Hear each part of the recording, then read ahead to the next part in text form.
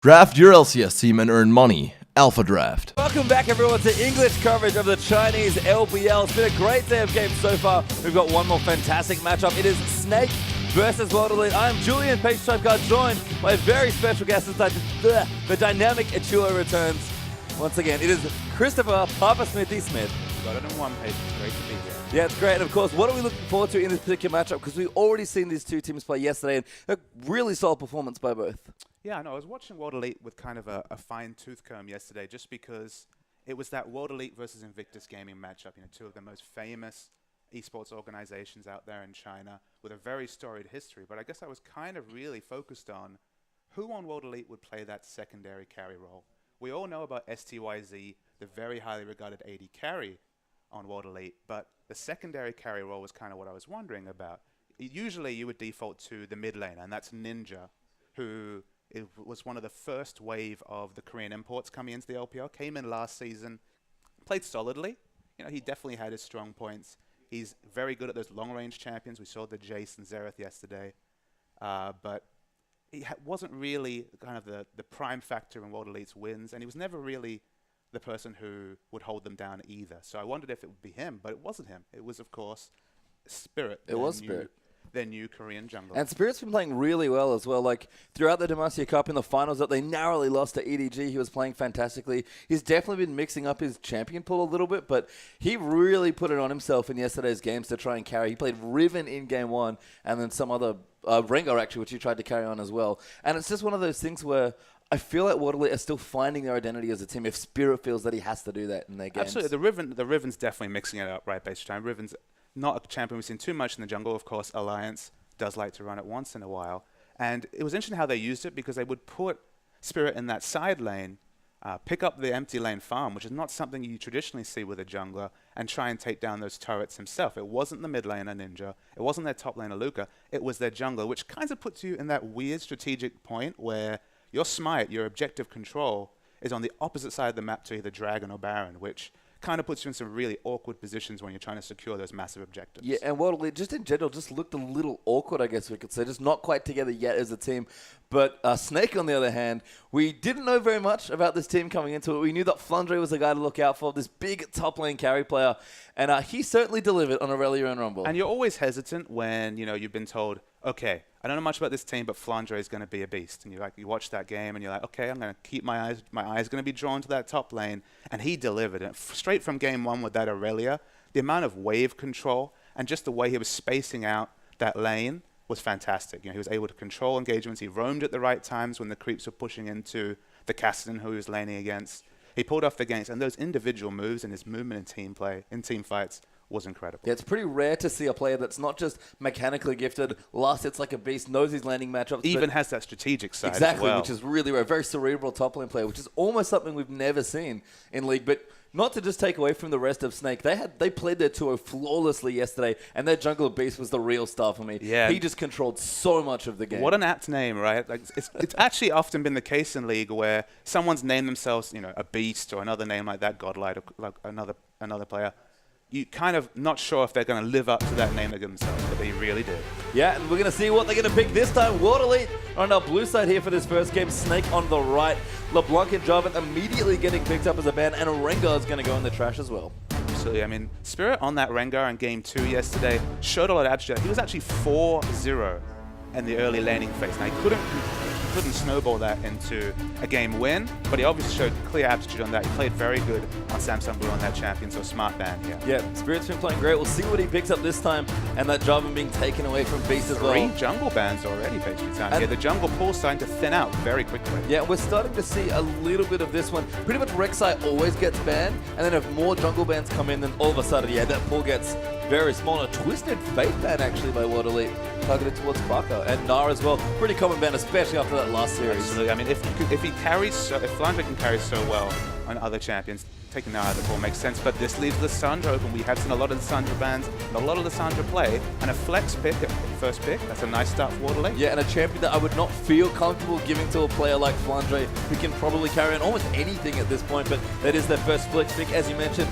Plenty of options here for Snake though. So we talk about Sivir actually being quite a popular pick in China. She's seen almost first or second rotation picks through almost all of the games, even some bans as well. And as we see the second rotation, the Rumble and the Janna being picked up here, very surprising not to see Sivir picked up. Sivir, it just really fits that Chinese play style of going in there in the team fights, really contesting those dragons. She also has lane strengths as well, but we see her picked up here by World Elite as an answer. Yeah, and that's going to be a great pick for them. STYZ, big carry player for his team. Sivir maybe not the champion that he can hard carry on, but I feel like when he's the one pressing engagements and using that ultimate, then maybe that's what World Elite need. And Riven picked up here as well. Spirit might be doing it again. And it's that small surprise you say, Peishon, just because Sivir's ultimate is not a damage ultimate. It's all about snowballing your team, and it's a team that has shown they have difficulties carrying from top or mid. So not a selfish choice for AD carry as a surprise, but Sivir is really strong. But I like what Snake have already done with their team comp here. And who's the return of? We'll see. Big control here, though, already just from Rumble Janna. And if they add that particular jungler in again, and it does get locked in, the Nunu is back. And the amount of terror that Gamtee's jungler was under, the Jarvan against the Nunu ran both jungles that game, and it could be the case again. And that was against Jarvan, Yes. very strong duelist, very strong early game jungler. I feel like Riven might have similar problems. When her camps start getting aggressed on, things can get a little hairy. Although Snowball's not as good against Riven as And it with is these picks here, it's definitely going to be that Spirit jungle Riven again, trying to get his Snowball going. It'll be interesting to see if they keep that strategic choice of putting him into the off lane, but we'll have to wait to see how the game goes. We will. And Flandre, by the way, not taking Lissandra in this game. He'll be the Rumble. Actually, Snaker on the right-hand side. Crystal again going to go with Tristana. So a very similar lineup we've already seen from Snake's game yesterday. And Tristana's in an interesting spot. She had those little nerfs, she reduced her power level a little bit, but Crystal's play on Tristana yesterday, really pushing her advantage, really rocket jumping in aggressively. Shades of Yuzi at Worlds, playing that champion excellently. Good to see her pick it up again. Yeah, Morgana actually there for Conan, and Jace is in the mix as well for Lord Elite. So pretty interesting stuff moving around. I assume that means Lissandra's going to be top, Jace mid, and move down STYZ onto that Sivir, with Spirit again taking more of that carry role. Snake, again, very familiar to them. I like the Blood Boil and the Janna to help supplement this Tristana. And Flandre has a lot of control and a lot of plays he can make with this Rumble. The only thing is, though, this comp is very hard to execute. Absolutely. There's a lot of tools for Crystal to succeed here. Not quite the Orianna. The Orianna would have topped it off to be the complete AD carry-centric comp here. But you're correct. The Peel, the Snowball coming through from Nunu there as well. But it's a lot of reliance on Crystal here for the damage. Yeah, and that last pick is the Xerath as well, so more zone control, more poke that they want here as well, do Snake. And again, this is almost a tankless lineup that they've gotten here, and this is high execution, but from what we've seen of Snake already, their level of coordination of a team is actually surprisingly good. And I really like their use of Tristana comps here, just because Tristana has, of course, that movement reset with the W reset there. And Rumble and Xerath are going to be putting down massive AoE and line magic damage. Getting those champions low, Tristana gets in there, picks up one kill, the resets will start, and the potential for a team fight win is right there. Yeah, and there's just so much AoE. We already saw, I think, Nunu was comboed not with Rumble, that was the Aurelia game, but I think we had Janna Nunu in games earlier, and it's so difficult not just to get knocked out by Monsoon, but then have Absolute 2 and you have to walk all the way back through it. I feel like Spirit's Riven is in maybe a bit of trouble here. Absolutely. I mean, if Jarvan can't handle the Nunu pressure, if we ever see a little Snowball, if we ever see the minion waves pushing in for Snake there, you know that Nunu's going to be in the jungle causing havoc. Yeah, but World Elite are back on the Spirit carry plan, I guess. They're going to give him Riven again for another game here. It's twice in 3 games so far. He could play it next game. We'll see, of course. But lots of interesting stuff there. From Spirit's performance yesterday, wasn't confident that he can carry. But if this is what they want to do as a team, then they got a plan. They're going to stick stick to to it. All I'll say it. about Spirit, though, is that he played very well individually in those games. He got that lead on the Rengar. He played well on the Riven. It's just, as an overall team strategy and in the macro sense, the plan didn't work. And maybe they can. Maybe they've talked to their coach. Maybe they can execute that strategy better this game. I'm skeptical, but we'll have to see. Well, we are going to see World Elite going to run it again here. Big poke and AoE damage here. They're on our blue side here for game 1. Snake on the right-hand side. There'll be a red team here for this particular game. As Barker is going to move out now towards his mid lane and see what he wants to get done here. Ninja now on Jace again, I believe, for a second time in 2 days. So we'll be playing that. And this was the issue as Aluka will find Flandre real quick. The issue World Elite ran into with this comp yesterday is just they were a little too squishy. Whenever they got engaged on, they just could never get away from it. No, absolutely not. And that's why you're scared of that AoE damage that's going to be coming in, just because it could be devastating with those Tristana resets. Looks like everyone just kind of hanging out, wanting to defend his Spirit's actually in a pretty groovy position as Riven. Maybe thinking about hopping over a wall here and going in. And they are trying to set up some sort of level 1 here, maybe just for wards here. Ninja just walking through a trinket ward there as well. Just people backing also. Barker actually took a little bit of poke damage there as well, but we'll get started up. In fact, Spirit's going to go and he wants to duel Flandre early on. He's going to maybe force him out there. And yeah, Spirit's just going to walk away. A little bit of level 1 pressure. Absolutely. And World Elite's kind of main directive in this early game is just to get some of those aggressive wards down, just to get vision of the enemy jungle, just because you want to get tabs on Nunu as much as possible, right? If you can get tabs on him, if he's predictable, he can be planned for. But if he's walking through that darkness, if you don't get the wards down, he can cause that havoc. Absolutely. So looks like we will break out into standard lanes here. STYZ and Conan looking to start their Krugs. And I believe the Gromp will be started as well by Crystal and Ella. Spirit here going to start his Gromp though, and move on to blue buff, and Nunu on the red side of his jungle. Absolutely, but we will get the Golems, sorry, the Krugs. The Krug start, apologies there. That's fine. So there will be a bit of experience. We'll have to see whether that translates into an early level 2 for Sivir here, and she can really start pushing in that lane and deciding whether she wants to push in or maybe hold it back and control it. See the mid lane here as well, so we'll just finish off that camp towards the bottom. I'm not quite sure who's supposed to get an advantage here. Big, heavy poke in the mid lane here with both Jace and Xerath. Curious on your thoughts on that particular mid lane match. It's quite an even match. I mean, both champions do the same thing, right? I guess you could argue that Jace has more of that all-in flavor. If he gets a strong jungle gank, he can turn into that melee form and try and get some execute damage with the E. But in general, we're going to see a lot of safe farming here, unless the junglers really become heavily involved. Yeah, and I think maybe what Waterleak were missing was... Did they have Sivir in that last game? Spirit's actually very low in his jungle, but he should be fine. I talked a little bit about... We were talking actually before the broadcast that Sivir ult is just such a big, great skill that the Chinese teams love to use. But acceleration get from Jace almost feels like a mini version of that sometimes. Having both here is a lot of movement potential here for Waterleak if they want to get in or out of team fights. Absolutely. I mean, that's a massive AoE team movement speed right there. And it will help Riven a lot. Even though Riven has that naturally high movement speed, she moves at about 470 movement speed when she's using her Q. Ensuring that she will constantly have that really high movement speed will allow her to close the distance and maybe get some execute kills off in team And if you're trying to enable Spirit as a carry here as well in this Riven, I think Konan's picked a great support here in Morgana. We haven't seen much Morgana at all so far in the LPL, but that's a great way to keep that Riven in. I feel like Riven's AoE is actually underrated. If you can line up all her abilities and get that wind slash over maybe 4 or 5 people, she does quite a lot of damage. I mean, the intriguing thing to me is that we don't see much lockdown CC coming out of this Snake side here. We have slows from Nunu, obviously, and slows from Rumble as well. But the only hard CC comes out of the Xerath here. So it's not like they were crying out for a Morgana Black Shield here, but the engage potential of the Dart Binding obviously will be very useful. So Crystal and Ella just farming underneath their turret. Bit of a slower lane this time around for the Snake bottom lane. Just trying to keep their CS under turret as the ever obnoxious Sivir continues to push and push and push. I mean, one of the reasons why we're seeing Sivir come back is, okay, we're in China, so obviously the teamfight ultimate is always going to be a core tenet of picking Sivir. But Sivir, especially when she picks up that first item, usually the BF does obviously it's gank him Going in there, good stun though. Barker gets knocked up, Ninja over the top, trying to knock him back. There's a lot of damage. Beast also in here, uses the snowball, but might have the damage. Here's Flandre instantly though with that TP. Harpoon does land and he immediately swaps targets there to Spirit. TP timing was wonderful coming out from Flandre right there. He's showing another side of his game. He didn't really need to show the TP prowess in his last series, but great TP and it evens up the engage. Certainly noticed that Flandre loved to aggressively teleport though, even in the series they played yesterday. And he's also a big a lover of early home guard enchantment as well, so he really likes to move around the map. I mean, coming back to that lane control though, it's only about 10 seconds after the teleport that Lysandre's able to force that lane into the turret. So very minimal losses for that teleport, and obviously the massive gain and the kill picked up. Yeah, Flandre just again, such a smart player above, on top of everything else. So much promise here for this. Again, very hyped top laner, but as we move back to the bottom lane here, Sivir with a nice little lead pushing in Tristana, kind of how we expect this matchup to go. Absolutely, and that's Tristana can't really deal with the strong pushing, especially at early levels, until she gets her explosive shot up and, you know, some attack speed. And that's why we see that static Shiv as the common first pickup from Triss, just to give her a bit more lane control.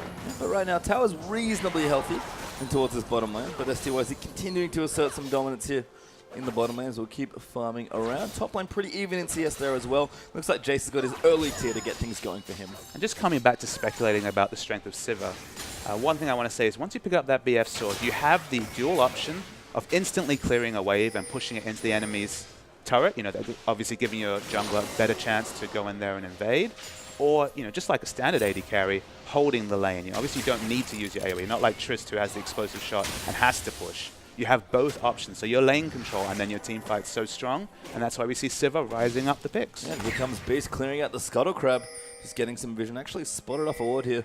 It's the pink ward that he spotted with that Raptor Smite. but Spirit will fend him off there. And the counter dragon has not been nearly as deadly as it was the last time we saw Beast Nunu. No, not so far, but, you know, let's give him a chance. He's picked up the early kill. He has the Stalker's Blade in there, so he has extra CC options.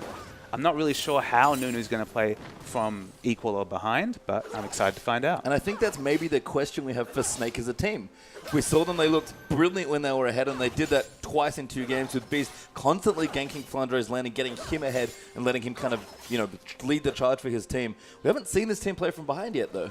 And it's one of those big narratives, although we see Spirit invading. Yeah, he is coming through, wants to get in, maybe could steal this away, but Beast's got to be careful. There's a great activation of the ultimate as well. Spirit with a good knock-up wind slash there. Perfectly executed Riven Jewel. Now, interestingly, that Beast would have seen that ward coming down, so he would have had advanced knowledge that Riven was coming in. Maybe he wasn't actually centering the screen and focusing on his champion there, but, you know, an easy duel picked up from Spirit. Yeah, maybe checking the shop there, but Beast does go down there, and Spirit, very successful jungle delivery, gets himself a solo kill with that level 6 Riven. We move back down towards the bottom lane here. Again, still Sivir pushing him, but Crystal, this will get slightly easier as Explosive Shot gets more and more levels. And that kind of auto-push mentality of Sivir, as I imagine she's going back to pick up a BF sword here, has afforded a 15 CS or so advantage. It's going to be equaled up, of course, during the back timer here, but Sivir sneaking ahead in the bot lane. Spirit wants to get more, apparently. Baka dodging out that poke there from Ninja's Jace. Flash is available, though, so there could be the quick instant gap close coming in here. And Riven, of course, very mobile. Good pink ward as well from Rodolite, just up the top, make sure no one else comes in. And Spirit, he is fishing very hard. He does go in there. Good smite actually will slow him down. Knockup does come in. Great knee there. And now Ninja going to go all in under that turret. He gets slowed though and has to be careful. Baka does have his ultimate. Can he get the snipe here? Maybe just going to wander off and try and use it, but it could be out of range now. And you just saw Ninja ping 7 there. You know that extra damage from the level up would have been enough to kill him. So close, but no good. He's coming there as well. Acceleration gets Snowball. Not quite enough damage, though. It's a game of inches, Julian, so far. Yeah, Baka, they're very low. Will clear out his minion zone. Likely going back to base. All right, we're going to calm down a bit now. No more engagements on the map. Looking up the top lane here. Very, very equal. And moving down the bottom. STYZ back to pushing. He's got that BF sword. He's feeling good. Yeah, ready to just auto-push this lane pretty much as even harder than before. I think we already mentioned the mid lane match because Crystal does actually get involved in a bit of a trade. Nice Tormented Soul there from Conan picking up some damage. And just a couple autos there from Sivir as well. But we did look at the mid lane matchup already. This is, I think, maybe one of the more popular top lane matchups now as well, with Lissandra being such a big pick and Rumble seeing a bit more play. How does this particular one play out? Because Flandre has kept it even here. Is that expected? I do like Rumble in this matchup just because, especially if you waste your E ability on Lissandra, if you get locked down with a harpoon or two, you can easily be killed. So much burst damage coming out from Rumble over time, and of course Lissandra, a bit defenseless in that situation. So there is that potential, but if you play smart, it can be a pretty even farm lane, which I have to say I think favors Rumble. Yep, seems like it's turning into a good dodge there from Crystal, actually, of the Dark Binding. As we're going to have a trade back and forth. Ella, W's, STYZ, but Sivir just very, very impressive with this BF sword. It's kind of hard to do anything. And this early first 9 minutes, just the aggressive rocket jump coming in, probably just for poke damage here. This first 9 minutes or so suggests to me that you kind of really want that Sivir with the Nunu, just because we're watching all the auto pushing here. There's been very precious few times Beast has actually had the ability to get those aggressive wards to counter those enemy camps here. He's kind of been relegated to just farming his jungle, which, you know, it'll power up that stun in the late game, but it doesn't help any of his lanes in the early game. Not right now. As we near towards 10 minutes here. So a bit more vision being paid attention to around the Dragon area, but Spirit actually has found his way up towards the top lane, looking for a gank here on Flandre. All right, we do see pings coming out here. They aren't red pings though, so I believe Spirit's snuck in here. Let's see a kill. Flandre's Spidey Sense actually just pops his ult. Wants to clear that wave up. Maybe he knows that Spirit's here. That would be a real good intuition if he knew that. In fact, he's going to recall. Spirit gank does not work out there. The top laner's Sixth Sense sometimes comes in there, Pastry Time. He lives another day, and of course Rumble, as a resourceless champion, he doesn't have that ult for 90 seconds, but he does secure his life. Yeah, now Dragon actually going to be rushed towards Snake. Apparently have really strong vision of that top half of the map. They're going to start this up, but I think Jace has found a Frank Crystal. Going to go in a great stun there from Bucket. TP down as well from Waterley. Great jump to a minion though by Ninja. Pops the heal there as well. As a Sergeant are coming in, but there's the snipe from Baka. Gets that first kill, and they're going to chase out now into Spirit, who's been slowed by the smite. A good flash though might keep him alive here, and Snake are going to continue chasing, but are likely going to back off towards that Dragon. The map movement with Snake was wonderful there. They were in formation. They cut off Spirit there as well. They were always in prime position to maximize the most there. And it looks like they're going to try and siege down this mid turret. Going to take this instead. Flandre just poking with the harpoon. STYZ hits a tornado. Actually takes quite a bit of poke damage. And now snaking in a back off. They just want to push the wave in. Now they're back towards Dragon. They'll look to secure that Dragon. They know that they've blown some Spirit's health there. They're going to come in now as well. Snake will look to clear this out. We've seen just how good the Dragon control from a lot of these Chinese teams has been. Good poke there coming through. Xerath will tag Beast there with the binding, but no real recourse there for that Dragon. Will get low enough, and Nunu easily takes that one. And I would say the only reason that World Elite were hanging around the Dragon there was because they knew that the Equalizer was down. Of course, the Equalizer, known as one of the best skills in the game for securing those Dragon fights. They knew they couldn't contest the fight there. They poked around, but ultimately, Snake take down the first Dragon. It was actually down, I think, for Flandre. So Snake just kind of muscled their way in. Good pressure, and I mean, it's just so dangerous to walk into this team when everyone's poked down. So they'll get themselves the first Dragon of this game. Gold lead actually to World Elite. I think that might be farm related, although it's pretty close. Well, of across course, most no of the Dragon lanes. Gold now. Oh, true. Does, of course, mean that those small gold leads can actually be a lot more massive. You kind of have to, whenever there's a gold lead, you kind of have to visualize it as about, 3, 4, 5,000 more than it would have been in a previous season game. But stats still there to Snake, so they'll enjoy that Dragon. Buff as Crystal with his BF sword will go back now.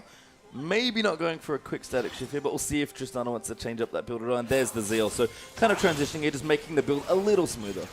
And we might see another potential engagement up the top lane. Flandre is hanging out. He does want to go in onto Aluka. Lands a good harpoon. We'll follow in with the Flame Spitter damage. And Aluka, quite low Spirit, though, has joined up here as well. And Flandre will back off. I believe that was another case of 6 cents, although the Equalizer comes in. Wants to go through. Flandre flashing forward onto Aluka. Gets ulted though. He's going to take so much damage. Spirit just wind slashes him in the face. Absolute zero plus the Xerath ultimate.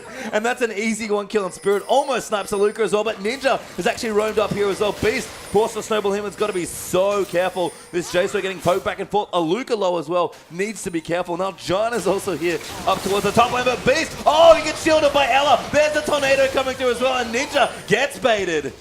Wonderful map roam from Ella there, supporting her team, picking up the kill there. I loved the split focus from Barker there. He knew that the kill would be secured. Oh, is Sikona going in? Bristol playing with fire there. That's a 1v2. Absolutely. The moment that they saw that Janna was top, they knew they could push their advantage bottom. Yep, they did indeed take that tower as well, and now World Elite upper tower. The tower, and significant CS advantage in bottom here. About 20 CS up on the Tristana is Sivir. Somewhat expected though. I feel like in this matchup, STYZ on that big push heavy Sivir got a nice little lead here for themselves. Jace building up towards that last Whisper, I think, with the Brutalizer. This is a fairly common Jace build I think we've seen in most of our LPL Jace games as well. Absolutely. You're trying to max out that poke damage. Of course, nowadays the Mana Moon does build from the pickaxe rather than just the long sword, so it could just be the fast Mana Moon. But you know those 3 items are going to come in eventually. Yeah, and that's Jace's big point of power here. And that's one of the things he does have to charge up a little, but his mid-game power once he hits those items, and especially if he hits them earlier, is almost unrivaled from an AD custom. It looks like he might pick up Blue Buff for himself as well. Good use of vision there from Ninja just to pop himself over the wall. And he'll pick that one up here. Aluka up towards the top lane now. Abyssal Scepter first, it seems like. And it's actually Flandre's build that interests me the most here. No rush on the Haunting Guide. Actually opting for a Blasting Wand instead here. It does give him more wave clear. It slightly takes away from his ability to, team fight. Doesn't have those dual magic penetration items just yet. But the wave clear might be more important against Aluka here, who, of course, will have fairly instant wave clear with that very low cooldown Q. And Ella is back again here. Up with Nunu Spirits, actually rotating through as well, trying to get cute over the back of the Baron pit potentially. Almost feels like Ella's cutting his losses here, It's a case of that's how the matchup is naturally, the Janna Tristana versus Sivir matchup. Naturally, Trist is going to be pushed in, take longer to scale up. So it makes sense almost to try and impact other lanes, because whether she's standing next to Tristana or not, it won't really make much of a difference. And this is one of the things as well, is that can Crystal keep safe is the other thing. So far he has in the 1v2, and I actually like the little things about his build here. Not going for an early Avarice blade like he did in the Snowball game he he just had can't yesterday. afford to, right? Exactly. Wants to make safe, wants to get to his key items here. BF Sword's going to give him more than enough AD to push through and comfortably CS here, and Static Shift, of course, makes the big, nice, that power curve nice and smooth. I mean, Avarice Blade is the greedy choice, right? It's the I want more gold and I want it now. And you can't make a greedy choice if you know your support's going to be roaming and if you're just in that unfavorable matchup in the bottom lane. So Crystal adjusting nicely here in this particular game. Tristana getting along nicely, actually. Oh, caught up in CS almost as STYZ does return to CSing the mid lane, it seems like. Might be trying to chug down some of those. Flandre back in the top. 10 CS ahead. Now Haunting Guys is done, so just wanted an early Blasting Wand. Yeah, and the Home Guard boots The really passive. seems to be his trademark here. The He's passive. able to get into those fights so quickly. And on Rumble, you might think they're focusing on your ultimate for the team fighting, but actually being able to get into melee range now that you have 5 points in that Flame Spitter, still very relevant. Yeah, it does a lot of front-end damage if you can afford it. And Flandre knows he is more of a frontliner here for his team than maybe he would expect to be on Rumble. You know, Nunu's got to be in the middle. All the other three are going to be in the back poking. He's really got to be in there and distracting people and throwing down that ultimate, flaming people in the face. I mean, the only downside to that is if you're in the melee range there, you're going to be eating that poke from Jace. And it's going to be a question of whether he can avoid those skill shots so he can get into team fights relatively healthy. Because if not, if he's taking that damage, it's going to be a struggle. Yeah, curious if Soul Spirit actually does get tagged by a stun, but a nice black shield usage there by Conan to keep him okay. 30 seconds or so till the next dragon's going to be up here, so you know that everyone's going to go spend their gold if they have any left to go, and then group up for this next dragon fight. And again, Rumble level 11 now, I think, as well. Big power spike for his ultimate around that dragon pit. Absolutely. I mean, Rumble's at perhaps his strongest point in the game. It's that second level in the ultimate with the dual magic penetration items that Rumble really shines. But it's worth coming back here and stating, look at how strong this Sivir is here. Obviously, the ultimate's going to buff up her team. She has the Infinity Edge finish here with some extra crit. She's going to be super strong on the team. Yeah, now push here. Good slow actually by Baka. STYZ going to get poked out. The ultimate will get thrown as well. Just trying to poke him out. Almost gets a go. Beast comes in. That's a great black shield. And it's not quite enough damage as they will take the tower though. Beast though does get locked up by that Dark Binding, but everything's okay for now. Snake really wanted to disengage here because STYZ having no health means should be an easy dragon, but Spirit's in there. Great flash there as well. Flame Spitter coming through. Spirit though will fight back in. Does have his ultimate, I believe, as well. The activated part, I mean. But everyone's rotating behind here, actually, for Snake. So Spirit's got to be careful. He's found Ella, found Baka now as well. Dukes into the brush, but I think Ella's be able to lock him down. A good slow there coming out from Xerath, and Ella with the auto picks up the kill. And I appreciate what Spirit was trying to do there. He's trying to create pressure because it looked like it was going to be a free second dragon for Snake. He did draw that pressure, but now they know the smite's down, and it's on World Elite here just to cause as much pressure as possible to try and deny the easy dragon pickup. Yeah, and then keeping pressure. Great counter push there from Water Leader Luca. Forced the flash away from Flandre. Oh, Sivir has been popped as well. There's the ultimate from Lissandra out onto Flandre's Rumble. Ninja they're going to dive in. That's a lot of burst damage. There's the kill, actually. And Flandre, a rare misplay, gets caught out of position. Absolutely. It seemed like communication issues might have crept up there on both teams. Oh, but the Dark Binding hits. Baka locked up there. Luca goes in. Absolute zero. Will pop out as well. There's so much damage from that Nunu ultimate, but Water Leader fighting through. Crystal gets a reset, though. And there goes Ella now as well. It's 1v2 if he wants to go in, and a 4-for-2 win there for Water Leader. The moment that Dark Binding hit, it was go time. 4 flashes instantly in from World Elite there, picking up some exit kills, denying any hope of a dragon. Spirit comes along. The first dragon, they're going to pick up that 6% AD and AP. Starting to look better for World Elite. So important. And they've actually got a gold lead here as well. They've kept a reasonably small lead here, but a lead nonetheless in this first dragon. To equalize that objective will mean quite a lot here. Should be able to take this. Flandre is rotating down. He does have his ultimate back up by the looks of things. But that's a little too late there for Flandre's Rumble. The dragon's already dead. I mean, to equalize that objective against a Rumble who's done very well, is actually up in CS against Lissandra here.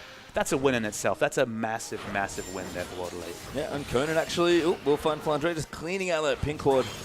Skill shot sense is certainly on. There's been some really clutch Dark Bindings so far, especially the one on Xerath earlier. Yeah, the bottom line from World Elite yesterday just, it's not that they played bad. It was functional. Yeah, they just didn't do anything outstanding, but much different game here. STYZ, I mean, he's kind of playing the, I don't want to say boring champion, but, you know, he's kind of got a role, more of a utility AD carry here. But Conan definitely on point with those bindings. I mean, utility AD carry or not, we know that Tristana has a natural power trough in the mid-game, and it will never be more apparent than right now. We're seeing a static Shiv and the components of Infinity Edge against an Infinity Edge Youmuu's Ghostblade. The amount of power that STYZ has right here is absurd. She easily will outscale Tristana in this next fight. Obviously, later in the game, once Tristana gets that range up, she's going to take it. But it's all about right now World Elite starting to take the stranglehold on the objectives because they have it right now through STYZ. Yeah, Spirit being a nice guy. Just freezing up that wave for STYZ, who'll clear out even more creeps for himself. 188 to 165 currently. As looks like Blue Buff going to get donated over. Baka is here to pick it up. So he should be able to get that event for himself. Although they're coming in. Conan fishing for a binding once again. Boomerang Blade comes through as well, but They'll be okay for now. And Snake, we asked the question, what does it look like when they're behind? They're not super far behind, but they are behind right now.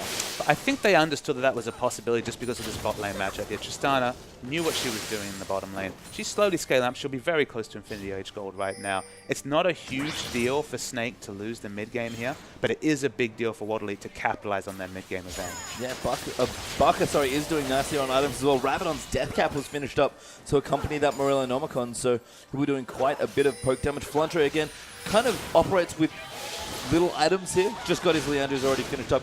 Wants to front end a lot more damage for his team. Absolutely, and you're not picking Rumble to look for like a 6-item power spike. It's all about the 2-item power spike into that team fight power right here. So the fact that he's behind you in 0-2-3 on that Rumble, it's not an immediate problem. Baka down the bottom with his blue buff. We'll clear some waves out here as well. Continuing to keep up very healthy CS score here. 20 CS currently ahead of Jace, who has also finished up his last Whisper, building towards his Muramana. So he's actually quite close to his, not his highest point, but one of his higher points. And Baka was one of the few people that we kind of ignored when we're talking about the Snake. I mean, he obviously played well yesterday, but he wasn't looked at to carry.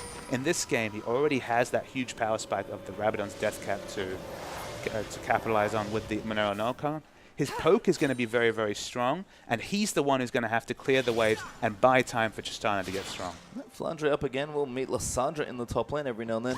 This is quite a curious build from Aluka, really just trying to be the engager, I suppose. He's got Distortion Enchanted cooldown boots and an Abyssal Scepter. I mean, the Abyssal Scepter to me is the curious choice just because you're paying a lot of gold for that Magic Resist Shred aura, and not a lot of people, barring Morgana, to capitalize on that and put supplemental magic damage in. Ward there is well placed, but the pink ward should clear. Actually, might not see that ward around the bend, but World Leader moving aggressively towards the tier 2 top tower now. And Riven down the bottom. Spirit is back on the split push train. And Flandre already had to use Zelda to clear out a wave there, but Spirit's going in. He is going in indeed. Win slash misses though, as Crystal does leap out of the way, but Spirit is going to dive. Good buster shot though will keep him alive. And Spirit, he is playing a much different Riven this game. Absolutely. He's still doing that split push flavor right there, but you saw that Tristana, you were asking that question of how will she handle in that 1v2 situation with Janna roaming. 2 disengage options with the ultimate, with the ability to just W away. Very safe champ. And I think the one thing for me about Waterloo yesterday is that it felt like they didn't play around their win conditions all that well. Okay. So I feel like this time they're like, well, STYs, we want Civic, which is a strong carry. You can, carry in the team fights, in the skirmishes, but Spirit's the guy we're going to put a lot of our trust in towards the mid-game especially, and they're playing much more around his Riven this time. And look, they're absolutely playing the same style as yesterday, but they're just trying to execute it better. Spirit's once again, he's gone back, shot, now he's going to go back bot lane and split again. It's going to be a very strong Riven here. Compared to other junglers, Spirit's getting so much access to side lane farm, but that means that in the late game, which is not usually Riven's strongest point, you are able to flash out of her ultimate damage. She does have abilities closing distance. She's really going to have to watch her positioning there to be able to capitalize on that side lane farm. Yeah, I mean, a lot of farm, almost 140 for a jungler is quite high. Look at its opponent, 58 farm on that Nunu. This Nunu, again, still doing work, building up towards a major item here. Just kind of has a couple of components, but a Sightstone to keep vision for his team. The next dragon is up in a minute, by the way, and Snake, to be fair, do have good item timing coming as well. Trist finished at IE a couple minutes ago, and we've got basically 2-item power spikes across the board for Snake. It's on World Elite to continue this objective stranglehold, though, because Tristana, as you pointed out, is scaling up. We're going to see either that last Whisper or perhaps even the Bloodthirster coming in next. Once that 3rd item's complete and starts pushing towards level 16, level 17, Trist is going to be really, really strong. With the Tiamat finished up for Spirit's Riven, though, I'm not entirely sure Snake want to fight 5v5 for this next dragon. And my question here for World Elite is they really need to start pushing towards that Baron objective. Okay, not taking it because everyone's alive here, but getting that Vision Stranglehold on it just because they have a chance to pick it up. Because it's the mid-game power spike they're trading on. They need to take absolutely the massive they can. Yep. We'll see, though, Snake are getting vision around the Dragon Pit now for themselves. Ella just sort of zoning STYZ off. Good poke there from Baka Xerath as well. We'll keep that up. Flundre's teleport is up and he's in the top lane just collecting some items. Snowballer does give him Beast. Wants to pop, he does go in the ult. There's the Xerath comes there as well. Just trying to zone them all out. The teleport has also been used by Flundre. Baka snipes STYZ though. Nice play. Absolutely. I love the aggressive flash there. It does mean that he'll be able to be enclosed on in a team fight, but it should secure them this dragon. Yeah, and again, it's the Snake mentality. One pick and go get that objective. Play as a team. They're going to get this done, but Spirit, he is off in the wings. He wants to contest it. Does go to Tristana. No Smite Force coming a little. Actually, it was down there for Beast. Not sure he can do, but they do get away with it. Spirit stays in the brush here. I think he wants to pick up an exit kill from someone overextending here. It's a small thing to pick up after losing that bit objective, but it's something. Yep. Ella will spot him off, though. Tornado has been moved, and Spirit forced to back off from the kill he was desperately seeking. We'll get a pink ward for his trouble. So Luca and Ninja here just trying pushing him, but Flandra is here with Beast, and they'll clear out that mid lane. So a bit more of a reset now. 2,000 gods still in the lead for World Elite, but that is a relatively thin lead. Absolutely, and it's one of those things where I don't feel like Snake were in a position really to be ahead in objectives at this mid-game point here, just because of the strength of that Sivir. And that's kind of why we saw the flash come out from Baka there. It was STYZ who had most of the gold, who had most of the momentum on the World Elite side here for taking an objective. Him being down opened up that objective, and now Tristana just going to keep scaling. Yep, Crystal is scaling up, pickaxe in her inventory. Building up towards a probable last whisper, it seems like. Could be, actually, I guess can't be a second Infinity Edge, that would be insanity. But I do maybe think, I guess with the armor distribution right now, that maybe the Bloodthirst is a bit better as a third item. Spirit doing some engaging, he might go in. Yeah, it does. Chili Smite there and pops with the W as well. Spirit keep wanting to fight Flandra that popped his ultimate down, but Spirit, an easy 1v1, just walks away from the ultimate. He's in a lot of trouble here. Does get the last ball, but that's a good E. Doesn't actually get any damage. And Beast, he does flash and smite the Riven and will get himself a kill. I'm sure we all smiled when we saw that Riot was letting you smite champions, you know, often a mistake that newer players will make. That was still a very satisfying flash smite from Nunu right there. It was. I think Beast is happy with that kill. And again, a lot of Snake have played aggressively when they find their opportunities. Bucker's flash there in the mid to pick up STYZ a few minutes ago. Beast there down the bottom, just going in. And it's great to see Snake. They seem to be a very fluid team, but I think they err on the side of aggression when they play. And just coming back to World Elite as a Luca, you know, looks for a pick here on Crystal, probably not going to pick it up. You can see what they want to do with Spirit. You can see that they really want him to be that split put champion that no one can handle. But the issue here is that Crystal, as she starts to scale up in terms of the range of Tristana, the draw a bead passive, the amount of range and the disengage ultimate will eventually reach a point, usually when some lifesteal's picked up, that Riven will not be able to 1v1 Tristana. And then, I don't know how it's going to be a victory for World Elite. Yeah, even with Bucker's 3-item spike now as well, pick up a Void Staff for himself. He can just wave clear as well as Spirit's pushing him. He's a pretty squishy target. He's very immobile as well. But we can keep the waves clear, especially the one Spirit's pushing out as he is back down to the bottom lane now. Even that might start causing problems for World Elite. So this plan only worked for so long, I feel like. Yeah, the insurance policy for Crystal scaling up was the fact that Baka did well. He had that death cap early. He could instant clear those waves. The Spirit once again looking aggressively into the enemy jungle. And that insurance policy is going to pay off, and the premium's going to be a big Tristana. Beast has also finished up his Frozen Heart, so looking to slow attack speed even more mid-ultimate, and just in general, of course, a big chunk of armor there as well. Helping Crystal. Baka here rotating in. Pretty epic wave clear between these two, as World Elite are pretty much committing to a full-on 4-1 split push. They are getting the map pressure down here. The creeps have been constantly crashing on the inner turrets here, but they're not really picking up the ward coverage you'd expect here. You look on the mini-map here, there's a smattering of blue wards, but just as many red wards here. And it doesn't feel like World Elite are really screwing that stranglehold on vision they should be afforded. Good poke as well. Last bolt will miss there. Luca Ninja walk away about half health. Each Spirit now going to rotate and go across a ward. Actually has to be careful. Wants to clear out vision, but little too dangerous with all of Snake grouped together. World Elite will regroup towards this mid lane now, though. And again, just kind of trying to find a way in. They're trying to find a way in, but they're just really succeeding in drawing out the game. And we've discussed it many times. That's not in their advantage. Oh, Spirit, though, now getting like Crystal, actually. Uses pretty much everything, including his ultimate, but chunks down Spirit, and that might give Snake the opening here. Smite onto a Luca there. Good black shield from Conan, though, but there's the ultimate moving in. Can't quite pop on a Luca. Goes in and tries to get Crystal, but there's too much damage there from Snake. Absolutely. Beast's going to keep going. He might get the snowball down. Going in there, good Q onto the Scuttle Probe actually to get him away. The acceleration gate will protect him. Spirit down the bottom, continuing to split push here, but he is going to back off. Yeah, he's not picking up. They're not picking up the objectives they're looking for. I do like the map pressure they're putting down. I do like the positions they're getting into, but they're not taking down structures, and they're not securing Baron vision. And between those two things, Snake keeps scaling up. Yeah, we've talked about it for maybe the last 5 to 10 minutes, but there's been about a 2,000 gold lead for World Elite. Is Ninja actually going to get aggressive? Good storm flashes through it. Flash though by Baka might keep him alive, but there's an auto attack. Can't miss that one. And that's the Ninja we've been looking for. The Ninja that's willing to take the game by the scruff of the neck and really try and push an advantage. That was an excellent solo kill picking up on Barker there. But look, everyone backs away. Everyone goes back to farming. Spirit slowly walks to top lane. What objective are they getting from this pick? And sort of what I was alluding to before is that, you know, World Elite have had a lead for most of this game. That's great. But if it stays at 2,000 gold for 20, 25 minutes, suddenly the lead just matters even less than it did. And we saw that with the aggressive play by Crystal there. You know, he was happy to jump into Sivir just because he knows that in a straight 1v1 now, with the items picked up, he's going to win it. Yeah, and Crystal here against Spirit, just happy to clear these waves out. It's got a level 16, I believe. So draw beat is stacking up quite nicely, almost, of course, to Tristana's max range. And just happy here to go through. Looks like they are going to siege out this time. Finally, Flandre, no ultimate.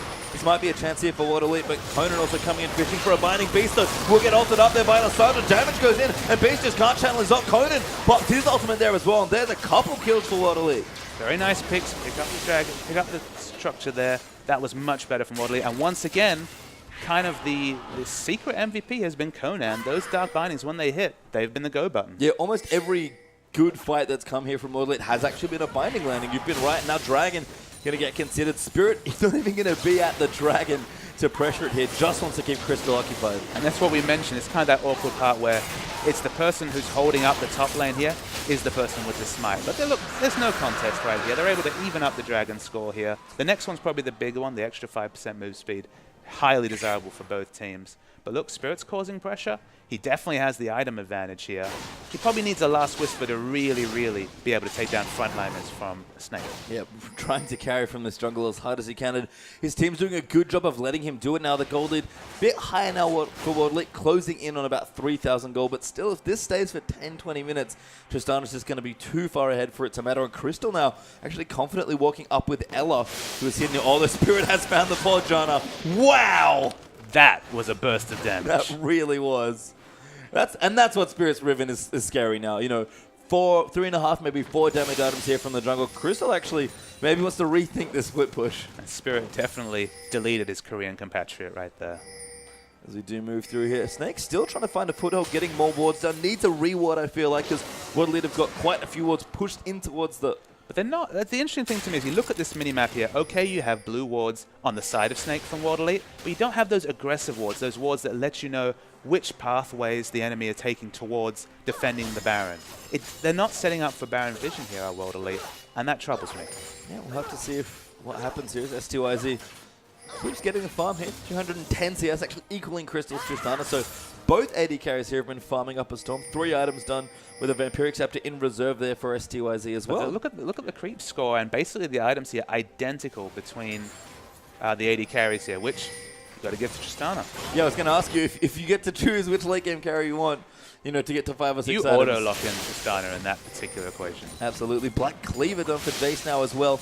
So pretty big high point for Ninja's Jace as well. Spirit going to continue clearing out wards here. Crystal are just going to back off, and we're committing again to a big 4-1 Spirit on the top side and the rest of World Elite all the way down the bottom. And the cute thing I like about the Black Cleaver there, you usually see that Yomu's Ghostblade picked up just for a bit more burst of damage onto the carries.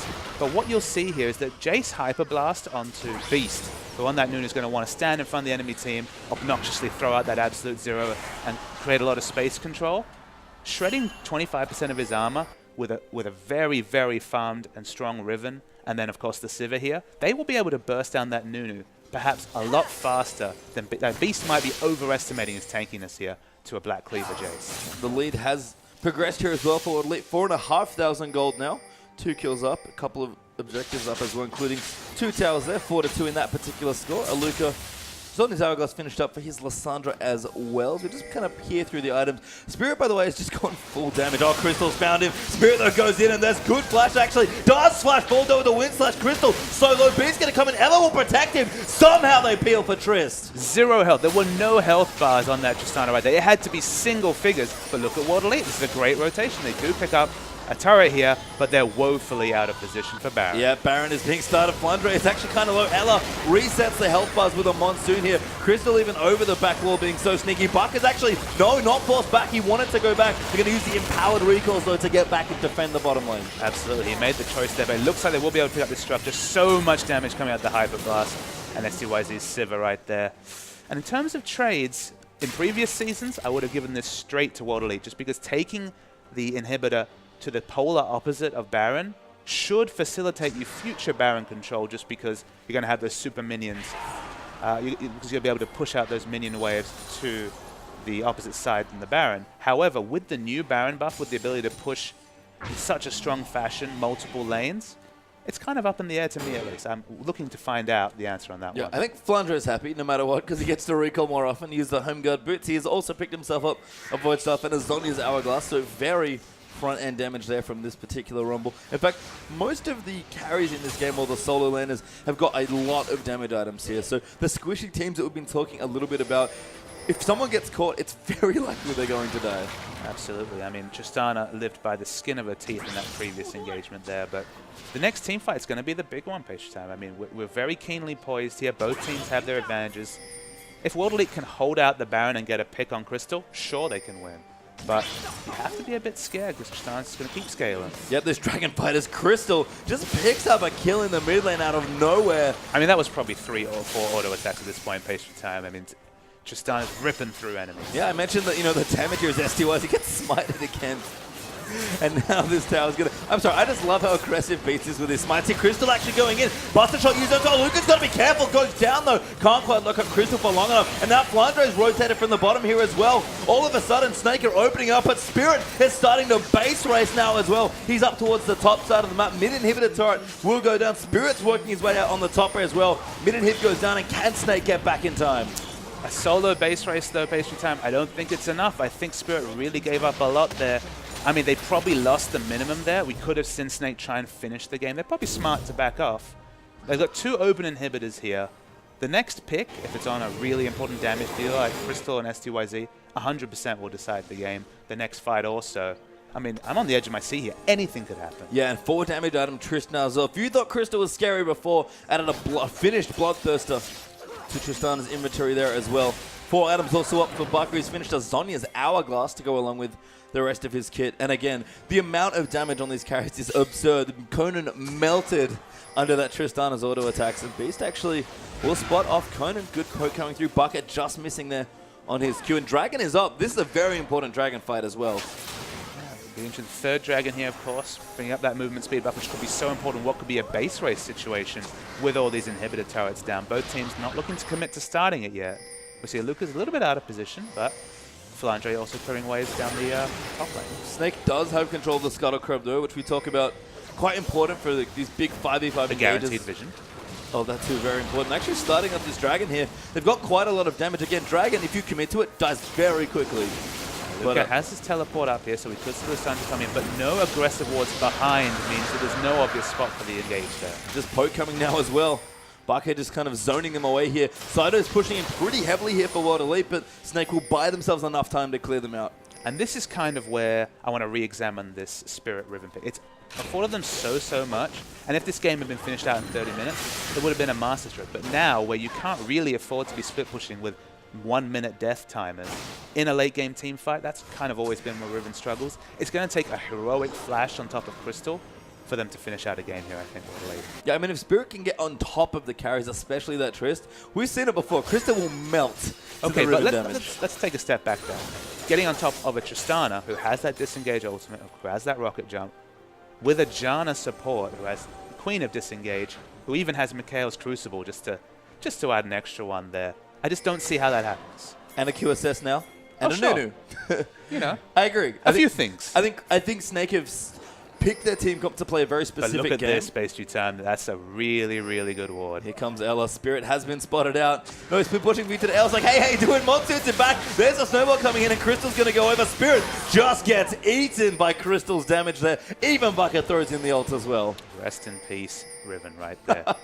And again, the long death time is here. Almost a minute there on Spirit. 52 seconds till he's back. World Elite are trying to rotate and maybe pick up the bottom inhibitor that's likely to be respawning. But if this keeps happening, you're right. Snake just have the better late game here. Well, my eyes are drawn to the mini-map right here, Base-Jam, just because we're going to see a base race. Yep, Flandre actually popped his ultimate. He's going to try and protect it. Everyone else from Snake's coming back to it, but they've got no Baron Reflect. Great zone is there from Flandre. Front-ending so much damage in front of the turret. He flashes out as well, but there's the first Nexus turret going down. The rest of Snake are here, though. That Hibbs back up also. Another re-engage could happen here. Conan Lowe's got to be careful. Dives to Crystal, gives him the reset. Ninja forced to flash out, and that is an absurd amount of damage as STYZ is forced to flash a snowball there as well. But Beast and Flandre are coming back in. That's a beautiful E-snare though by Aluka, and Ninja still running away. Crystal should be able to clean him out. Ella gets just the end of that tornado. That was awesome. I mean, Ninja running for his life, but you've got a Janna with the captain's boots really to slow him down here. See Beast, he's still throwing out those snowballs. Yeah, he's going in. Pops his ultimate now as well. Gets ultimate by Lissandra. Baka comes in, and what a double kill. Unbelievable damage coming from this Xerath. We don't have him selected here, but we got to feel that was about 800 AP. The ult's back up. Almost kills Spirit there as well, and Snake might have found themselves a win here in this first game, and what a back and forth affair it was. Yeah, they're going to eat these Nexus turrets alive. Nothing that World Elite can do. And as far as exciting game ones go, this might be my favorite. Spirit tries, but it's all in vain, unfortunately. And what a way to end that last chase. Like, it's almost like a Hollywood movie chase sequence at the end of that game. Explosions coming out from Xerath. Certainly. It was an exciting one, Patient Time, but I think watching the VOD, going back in that game as World Elite, you're going to think about the mid-game there, the vision advantage they could have had, and the vision advantage they actually got. They were in position to take a stranglehold on Baron for a good 10-15 minutes in the mid-game. They never did it. They kept pushing. They did admirably. But if they had gone for that one objective and secured it, it could have been a different game. It could have. It's not mechanical skill that's holding these guys back. Aluka ate away, W to save his teammate, and then just got out. That's really sick mechanics there on Lissandra. And there were so many little things. Spirits Riven had great mechanics. Everyone just played so well, but at the end of the day, strategically, I think Snake outclassed World Elite. Despite the fact that their plan from yesterday looked a lot more tightened up in this particular game. They know what they want to do, they just can't quite execute. And that suggests, as the weeks go on, if they can tighten up their game plans there, their execution's fine. Their game plan's a little bit flawed. They need to push on a bit and see how they can go. Yeah, we'll see what happens, guys. We've got another game 2 between these two teams coming up, and it will be a fantastic one. Don't